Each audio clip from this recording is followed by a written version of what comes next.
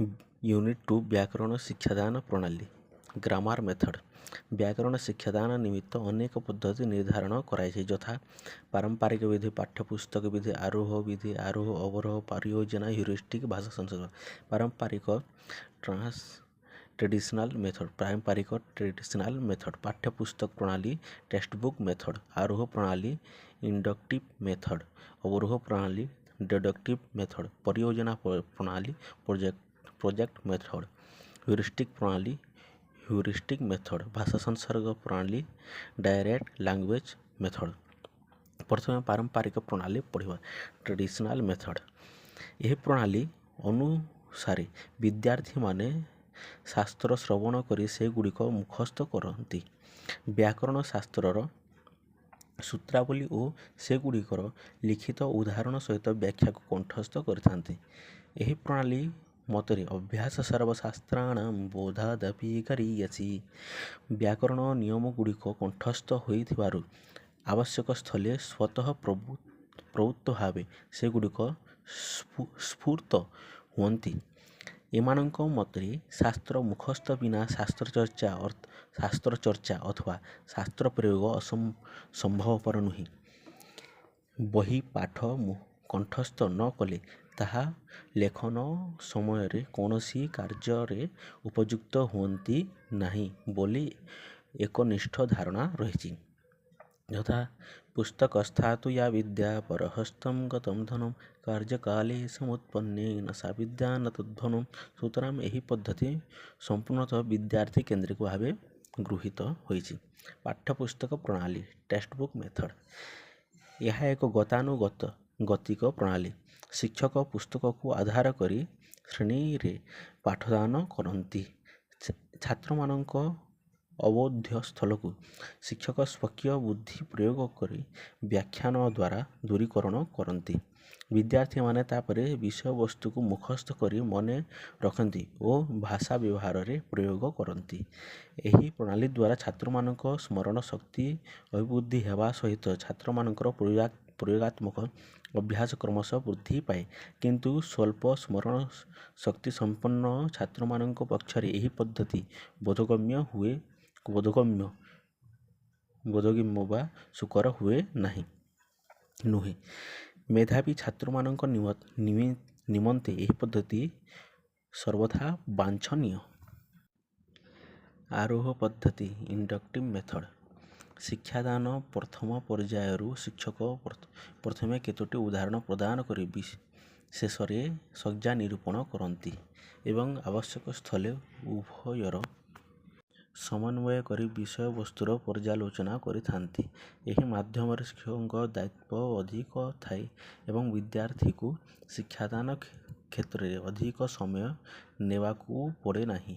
यह एक समय सापेक्ष प्रणाली किंतु शिक्षादान स्थल रे यह उपयुक्त प्रणाली।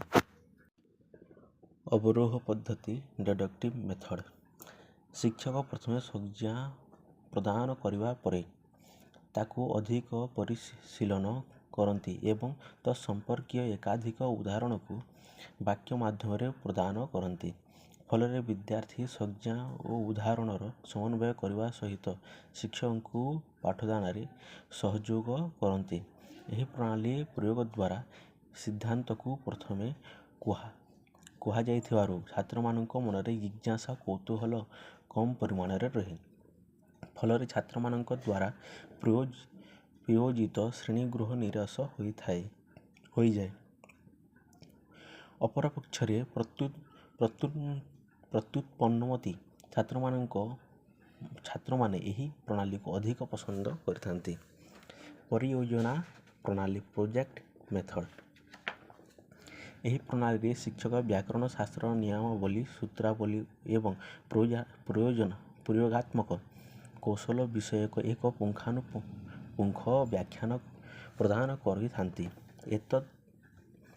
एतद् विषयक ज्ञानर संपूर्णता को छात्र माने आहरण करिवा परे गोटिए क्षुद्र योजना को परीक्षामूलक भावे सेमानकु प्रदान करा जाए।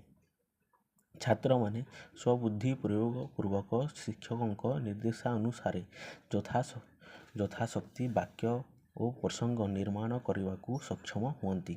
ଫଳରେ ବିଦ୍ୟାର୍ଥୀଗଣଙ୍କ ଜିଜ୍ଞାସା ଓ ସୃଜନାତ୍ମକ ଶକ୍ତି ଓ ପ୍ରୟୋଗାତ୍ମକ କଲାର ବିକାଶ ହେବା ସଙ୍ଗେ ସଙ୍ଗେ ମନରେ ଅଧିକ ପଠନ ଉତ୍ସୁକତା ଉତ୍ତରୋତ୍ତର ବୃଦ୍ଧି ପାଏ। ହ୍ୟୁରିଷ୍ଟିକ୍ ମେଥଡ଼। ଏହି ପ୍ରଣାଳୀ ହେଉଛି ଆଧୁନିକ ଓ ବିଜ୍ଞାନ ଭିତ୍ତିକ। ଏହି ପ୍ରଣାଳୀ ଅନୁସାରେ ବିଦ୍ୟାର୍ଥୀମାନଙ୍କୁ ପ୍ରଥମେ ସୈଦ୍ଧାନ୍ତିକ ଜ୍ଞାନ ବିଷୟରେ ଅବଗତ କରାଯାଏ। ତତ୍ପଶ୍ଚାତ୍ ସେହି ପ୍ରଦତ୍ତ ସିଦ୍ଧାନ୍ତ ସଙ୍ଗତି ପରିଚାଳନା ଓ ବ୍ୟବହାରିକତା ଗୁଡ଼ିକୁ ପ୍ରୟୋଗଶାଳାରେ ପରୀକ୍ଷା କରାଯାଏ।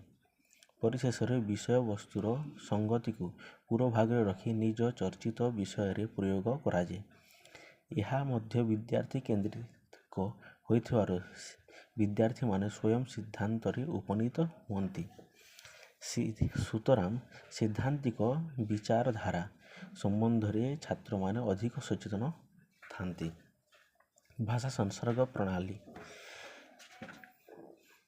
Direct language method.